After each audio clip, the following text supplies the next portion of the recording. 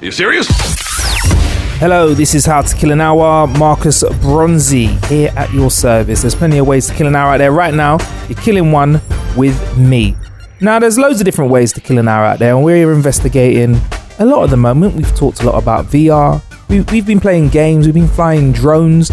We've been using things called couch coasters, using Bluetooth headphones, because there is no jack on the iPhone, so we've got to look at what we're going to have to use as an alternative. But we're also interested in how you kill time, and we came across a story that, well, all right, I love Batman. Funk Butcher loves Batman. Who doesn't love Batman? If you don't love Batman, I don't know who you are really inside. But anyway, we came across this story about a world record holding Batman. His name is Julian Checkerley. I had to speak to this guy because he holds a world record, and he in his spare time is Batman. And anyone that can be Batman in their spare time, I need to talk to. Now, the whole of this interview can be found by going to Marcus Meets, which is our brother podcast. You can find that by going to marcusbronzy.com/meets. That's marcusbronzy.com/meets. Or you can search via whatever podcatcher you like to use. Simples. Anyway, the first thing I noticed was Julian's based in Ireland. So I'm calling Ireland when I spoke to him. But Julian, you haven't got an Irish accent. No, this is pure West Coast Irish accent. No, I came over here back in '97. Yeah. I'm originally from Windsor, just west of London there. And I came out here on a movie. They were shooting a location for a movie out here. And as with most men who end up in other parts of the world, I met my wife over here. So so we ended up back here in the end. So love is what means that you live in Ireland. Awesome. And what's Ireland like at the moment? Do you know what? It's actually amazing. If it wasn't for the weather, it'd be you can't really beat it. It's actually, I love it. I used to really miss England a lot, and I still do, I must admit. Oh, my family is still over in the UK.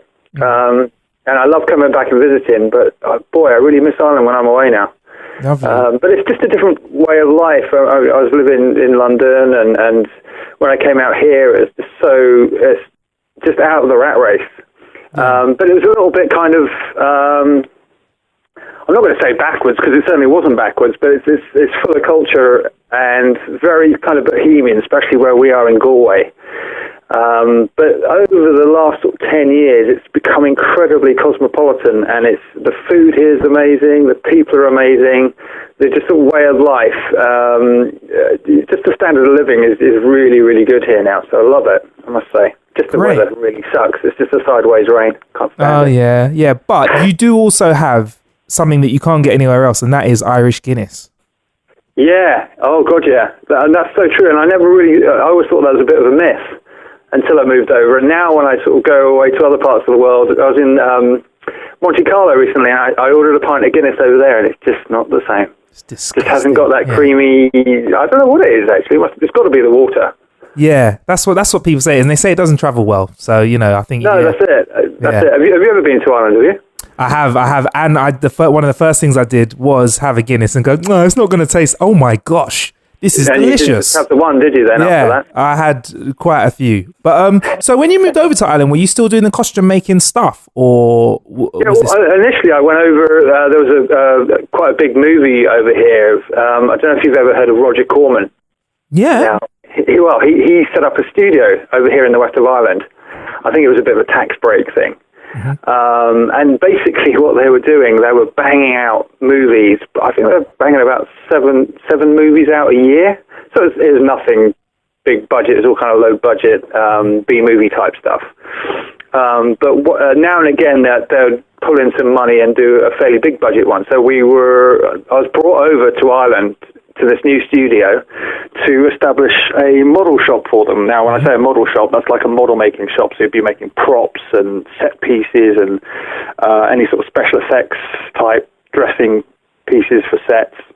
Mm-hmm. And I came over, started pre-production, and the budget got pulled, and basically the film didn't get made in the end. Right. That's where the studio kind of started and brought me out here, which is where I met my wife.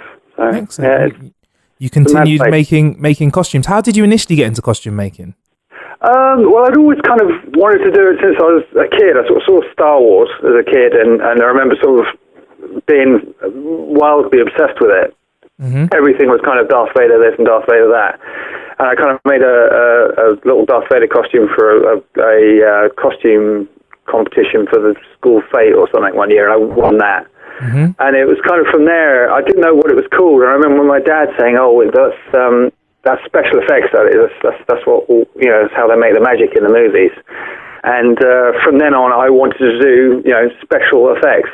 So in school, I didn't really back when I was at school, they didn't really have courses like they have now. They have amazing courses these days for special effects and prosthetic makeup and all this kind of thing. Mm-hmm. So I had to kind of make do with what I could find. So the careers officer was a bit of a loss. And the best we could find between us was a specialist makeup course at the London College of Fashion right in Oxford Circus there. Yeah. Now, don't get me wrong, it was a fantastic place. It was full of models and makeup artists, and it was 98% ladies, and I loved it. But the course itself turned out to be a glorified beauty therapy course. So I'm great at like leg waxing and eyelash tinting and hairdressing and all that. And we were doing about an hour a week of sticking on rubber noses and things like that. Right. But I believe that course now itself has actually come on leaps and bounds since then. But in saying that, it's kind of proved, in hindsight, it's kind of proved very helpful, because like there's been times when I've been on set and someone needs a hair trim or a wig needs dressing, and I can jump in there and do it. So there you go. Dead handy, but. Yeah, so from there, after London College of Fashion, I went on and didn't really get any work after that, because it was so vague, really. Mm-hmm. And I went to the Bristol Old Vic Theatre School and did a costume design and theatre design course, which did help again, but it was all kind of more theatre-based. But the real break came as when I sent out a load of CVs to the studios in London, to Pinewood and Shepperton, and a guy there gave me a break and had me in there in his workshop making tea. And it turns out he's the guy that used to do all the big sort of polystyrene sculpts for movies. So if you have things like Tomb Raider or something like that, we had these massive Buddhas that had to be sculpted for the sets. He'd be the guy to go to for making these giant oversized set pieces. So I became what was known as polybasher. So you're basically sculpting polystyrene. Right. And the rest is history, really. Went on from there. Yeah, a polybasher. That's a polybasher, yeah. Yeah, I've never seen that when under job description when you're filling out stuff online. So that must be quite an interesting experience for you. So you went on from that, and you're a big Star Wars fan. So has that got anything to do with the actual name of the company that you work with now, that you have now? Yeah. I mean, I suppose you've got to be a bit of a Star Wars fan to realise the connection, but yeah, it's there. Order 66 is obviously the order that Senator Palpatine, or was it Emperor Palpatine by then, I think, issues to finish off all the Jedi. So we just grabbed that. Yeah, as our little moniker. Name. Very powerful name, right? So yeah, that's great. And what other sort of films can we see you working before we talk about your world record? I did all kinds of things. I did lots of sort of TV shows and all sort of classic ones that were based in the UK there. So, crikey, going back now. I did bits, where will we start? Let's do TV first. So we did things like Father Ted, Red Dwarf, Midsummer Murders, The Bill. We did a long stint on TFI Friday, which was really good. That was a great gig to get that one. Yeah. So basically every week we'd be at the Waterside Studios there in Hammersmith, mm-hmm. Doing these special effects type gags that Chris Evans would come up with that week, and we'd spend all week making it, and then we'd go to the show on the Friday, film the live show, and that'd be our week done. But it was really good, because every week it'd be something different, and it was always great fun to work there, you know. Awesome. So, your world record. I don't know where to really start with it. So you have a very interesting world record. First, could you just describe what this world record is, please? Okay, so it's the most functional gadgets on a cosplay suit. Right. And the suit in question, how did it come to be? Okay, so some very clever chaps over in Canada called Gauntlet Effects and Tundra Designs. Basically, they created an armor kit that anyone could go and buy. Mm-hmm. And it's basically a 3D rendering of the Arkham Origins Batman suit. Right. They took that, they 3D printed it, cleaned it all up, so this is hundreds of man-hours now, and then they cast it up in urethane rubber, and then you get these pieces. So we took what they had made, and we just polished it a little, took it to another level. So we changed out anything we could from the fake printed parts to, like, for instance, like real rivets, and we made a special undersuit that everything could be mounted to. And what we are trying to do is really recreate the computer game silhouette of Batman. You know, as you probably gather, the computer game character is just nothing like a real human being. It's massively proportioned. You know, you've got huge arms and shoulders and tiny little waist and all this kind of thing. So we tried to do that as best we could on a human. Mm-hmm. So we padded out here and there and kind of tucked bits in where we could. We made a few extensions as well for the suit, because the suit was kind of made for a slightly smaller guy. I'm fairly large, so we had to make some bigger extensions to fit me, which helped in the outcome of the actual suit. And we took the suit, we weathered it, painted it, mounted it, made a really huge cape for it as well, which really makes it. And when we'd made the suit, it was lovely, looked really good, but we just thought we'd embellish it with a few little gadgets. So initially we just made sort of 2 or 3 gadgets, just for a bit of fun. Mm. And then from there, we did a photo shoot. So we kind of do these photo shoots every so often. There's like a promotional thing for the company, and we publish them online. And the editor of the Guinness Book of Records saw it and contacted us just to say well done initially, and it's amazing, and you know, love what you've done with it. And just talking to him, we said, well, you know, is there a chance we could get a record by making a load of gadgets? And we sort of started probing how many, you know, has anyone sort of done this before? And it turns out they hadn't really. So we decided, right, let's go for a world record. And we decided to make lots and lots of gadgets. Yeah, and how many in total now? Because I know this is a number that could be going up as we speak. Yeah, that's it. Well, officially, there's 23. Yeah. But there's a few more on the workbench that I can't say anything about, because we've got another project coming up regarding 1 or 2. Okay. But it's nothing massive. It's just a bit of fun again. But there's a few more on the workbench standing by. I look forward to those. So this, how long did it take to create all of these gadgets, by the way?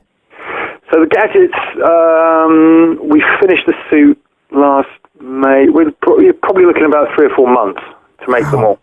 Wow. And that's not really full time, because we obviously got other jobs on here, but it'd be one of those ones you'd really kind of enjoy doing. It started out as, like, say, a bit of fun, and it sort of turned into a bit of an obsession. The guys would go home on a Friday night, and I'd sort of come in at the weekend after having an idea that night of, you know, you lie awake at night thinking about these things, like you do. Yeah, obviously. And they'd come in on a Monday morning, and there'd be another gadget sitting on the bench. So initially we were kind of, we'll easily be able to think up all these different gadgets that we could make. And it started getting silly. We started putting, you know, there's a few silly ones in there, admittedly. And again, it is all a bit of fun, and it's a great hoot to be doing all these things. But we were actually struggling then towards the end. Oh, what can we make next? Just to be clear, though, Julian, with the listener, these are fully functional gadgets, right? So I'm gonna, I'd like you to list a few of the things that the suit has, but just so you're aware, these actually work. Like, They all do something. Now, some of them are kind of special effects, and most of them do what they say they do. But yeah, they all do something. They all function in one way or another. I mean, there are things like the grapnel gun that Batman famously fires and can swing from, and so on. Now, over here in Ireland, we've got very strict gun laws, as you guys do over there, except it's even more so. So we initially started making a high-powered, gas-powered grapnel gun, and I'm very friendly with a few policemen over here, and one of them informed me in a nice, gentle way that if I was going to carry on making this beast of a gadget, that it would be classified as a firearm. So I had to be very careful with that. So we had to knock that one back to just a very puny spring-powered thing in the end. Okay. But then we've got fireball shooters, we've got laser designators, flashlights, tracking devices, a little pneumatic dart gun, a bat time projector. We've got what else have we got? We got the anti-attack dog device, which is built into the buckle of the utility belt. So you basically press a button and a very high-pitched whistle is created electronically. Awesome. We've got the stainless steel shurikens. We've got a video screen in the gauntlet. We've got flashbangs. We've got a respirator, UV lamp. Crikey, I'm doing well to remember these off the top of my head. And a BB grenade, as it were. Awesome. And what's your favourite gadget out of the lot? I always say this. I think it's probably the fireball gas dispenser. Yeah. Only because they look so cool when you actually pop those off. It really takes people by surprise. So we've got a 4-barreled fireball shooter. Yeah. So you can load it with different kind of loads. It can shoot sort of small fist-sized fireballs anywhere from 5 feet up to about 10, 15 feet. Oh, bloody hell. So that's great fun, that one. And that's built into the gauntlets. Oh, wow. And then the gas dispenser is, again, built into the gauntlet, and you basically kind of do an Iron Man repulsor pose, and this produces this gas from the wrist that lights up as well. So we've got a couple of LEDs in there that lights up all the gas, and it looks almost dramatic, you know. Awesome. There's a gadget that I really like that I've seen in some of the videos, and I need you to verify whether it's real or not. And it's the sort of gadget that would help Batman unwind after fighting a lot of crime. I've seen a bat flask. Is this part of the suit? Really important. Yep. Really, really important, that one, and it really does function, that one. Good. Does it function well? Have you tried it out a few times? Yeah. Well, we had to practice a lot with that one. Yeah. Good. And being in Ireland as well, we're famous for our flasks of stuff. And, that's it. We had to practice a lot with that one. But yeah, it's actually, I think they call it a hip flask, but it's not. It's actually an antidote flask. Antidote, yeah? All right, mate. So there you go. That was a little clip of when I spoke to Batman, a.k.a. Julian Checkerley, in Ireland without his Irish accent. What a nice little story. He fell in love. That's how I ended up over there. But yeah, that was killing a little bit of time speaking to Batman. If you want to check out the whole of that episode, go to Marcus Meets. Find that in your podcast catcher, whatever one you use, whether it's the Apple iTunes one or Acast or anything else. Or you can head to marcusbronzy.com/MEETS. That's marcusbronzy.com/MEETS. I will put a link in the show description. We're good like that. Anyway, there's plenty of ways to kill an hour out there. We've got another episode coming real soon. Stick around for that. Ciao.